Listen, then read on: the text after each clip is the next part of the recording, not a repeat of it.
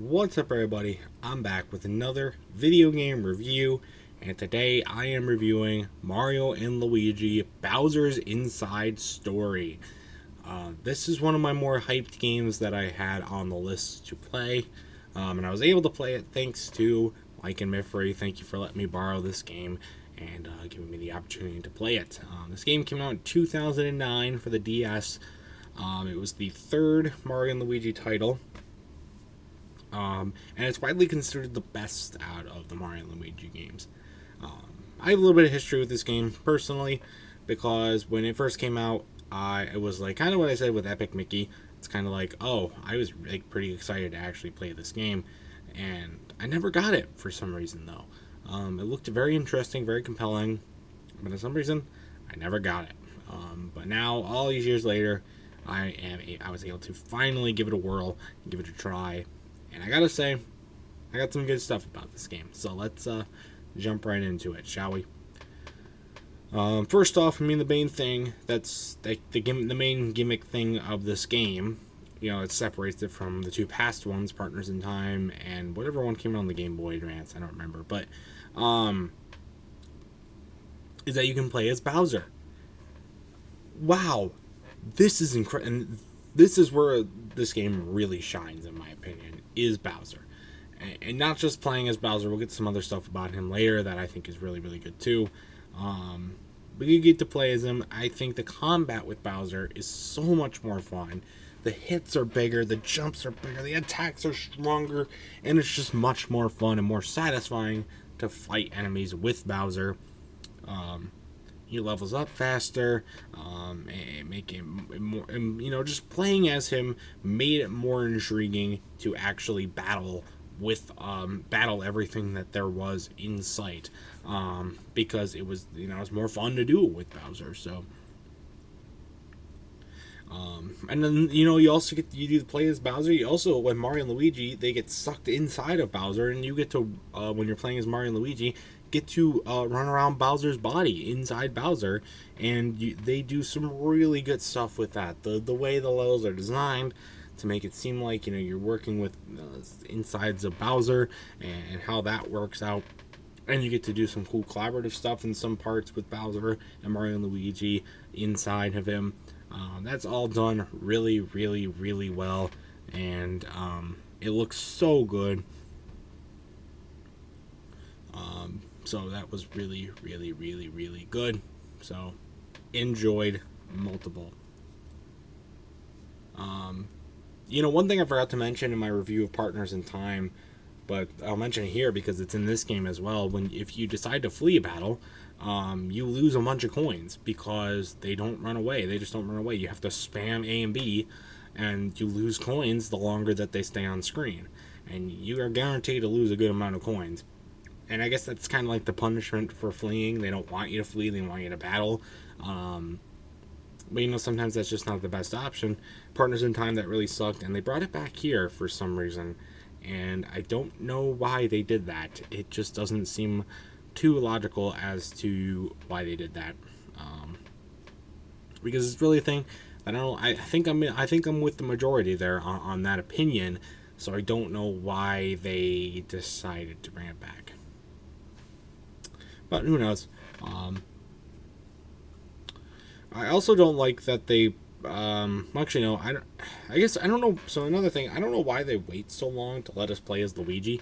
I know Luigi's like asleep, so most of its start is done with Mario. But I don't think we get to play. If I remember correctly, because it's been a while since I played this game. It took me a while to actually get around to making this video. I think we played as Luigi for the first time when we're already inside Bowser. So, or maybe right before we get sucked into Bowser. I don't remember. So that's and the expositions for this game is not super long, but it's long enough where it feels like, okay, come on, pick up the pace here a little bit, so you can play as Luigi. So I don't know why I decided to do that, but oh well. For once, the hammer was my preferred method of attack over jump attacks. In both Dream Team and Partners in Time, jump was preferred for me over hammer. In this game, though, it was hammer. I think the hammer's just much more effective, and it's a little easier to use. It's more effective in my opinion. The jumping still is probably the stronger method to go out of the two, and there's also a bunch of other cool attacks that you can do, but I don't know. This is something I said. I thought the pacing for this game is very good. The pacing for Partners in Time and Dream Team was not really good. Was bad, and it's 2 Mario and Luigi games. It's my 3rd one now. I kind of expected the pacing to also be pretty off for this game, but I was pleasantly surprised that it's on point. It was very engaging. There's never a point where it just felt like it was a drag. Story continued on at a good pace. There's always something new to try and do, like a big goal to try and accomplish, which was good. It was nice to have that continuity to keep me as the player engaged in the game. I thought the swimming with Mario, the swimming abilities of Mario and Luigi when you swim with them is super annoying because they would always never do it right. That was annoying. I tried to avoid swimming as much as possible because of that, but oh well, what are you going to do? The treasure chest enemies, you get them scurrying around like the mini levels and whatnot, and you fight them and you beat them. The reward you get from them is pretty underwhelming. I expected something a lot bigger, maybe like a coin, a cool item, or something like that, like maybe a medal or something. I don't know. And you just don't get that, and that's kind of was underwhelming. It was pretty not fun, in my opinion.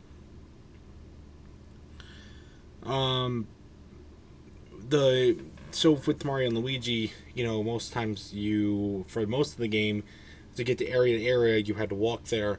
But later in the game, sometimes they give you a fast travel. But once you're inside Bowser, though, you immediately can fast travel to go through between any area that you've already unlocked or need to unlock to go through. I think that's done really, really well. And it helps keep the pacing of the game at a... Sorry. It helps keep the pacing of the game up there for why it's so good. So...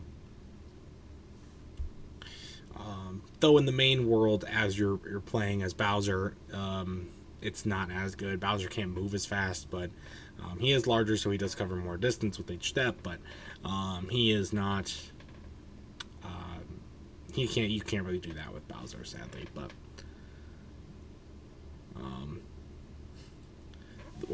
I talked about earlier the collab missions that you do with both Mario and Luigi and Bowser. One of those is in battle, in combat. Bowser can suck up the enemy, and then Mario and Luigi can beat the shit out of it inside of Bowser. So that's really, really cool. But one that I didn't like was the carrot eating challenge. Oh man, this thing pissed me off. First off, Bowser, why do you want to eat have hot sauce with a carrot? Who in their right mind is thinking, what snack am I going to have today? I'll have a carrot, and can you give me some hot sauce? Nobody fucking does that. I don't know why you... And then you actually eat the carrot, and then they make you digest it, and then the digestion part, because you gotta tap, and it's not very well pronounced. You have to really watch for a signal of where the bomb thing is that makes it digest a lot faster, and then you gotta be really, really quick and spam it with the tapping, and then you finally do it, and then you gotta fight the Wiggler anyways, because you weren't supposed to steal a 1,000-year-old carrot that they were growing here. Seriously. It was just, and then I lost my progress. I forgot this. Then I was unable to save, and I had to do it again. And oh god damn, that was so bad, dude. I didn't like it at all.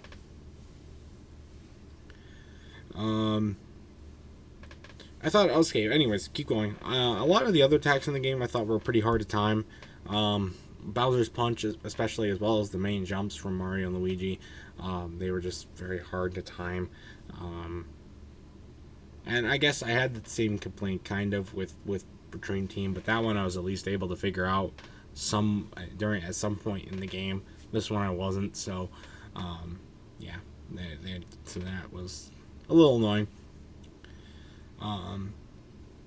It's very satisfying in this game to defeat enemies. I said in Partners in Time that was not the case, but in Dream Team it was. It's not as satisfying as it is in Dream Team to defeat enemies, but I still felt a good sense of satisfaction defeating enemies this time around. So that was really, really good. And this is the introduction to the block characters. I've talked about them in Dream Team in my Dream Team review a little bit, but this is their first appearance. I thought they were hilarious, as always. The doc is super helpful after you fight him, obviously, and then you gotta, he helps you in combat. God, he's cracked. Sorry, I'm yawning. My head hurts a little bit, but he is cracked, and he is super helpful for you in combat. So definitely give him a whirl if you are able to unlock him for help. So overall, I did feel like there was a lot carried over from Partners in Time. There were just like some technical elements, some characters, some storylines, some like mechanical stuff that was carried over that were recycled from Partners in Time, and some of it was maybe updated a little bit better, but some of it wasn't. So there you go. But and then finally, the final boss is a little underwhelming. You just fight Bowser, and then, it's just pretty anticlimactic ending to the game for what was a really, really good story to the game. You've got the whole Toad thing, and then you've got also the Bowser trying to reclaim his glory, and so, it's a really, really, really good story with a lot of cool elements to it that just keep you wanting to know more about it. And then the ending is that, and it's okay, but what are you gonna do? Can't have it all good in the world, I guess. But anyway, that was my notes for Bowser's Inside Story. My final score. This is an easy 9 out of 10 game for me.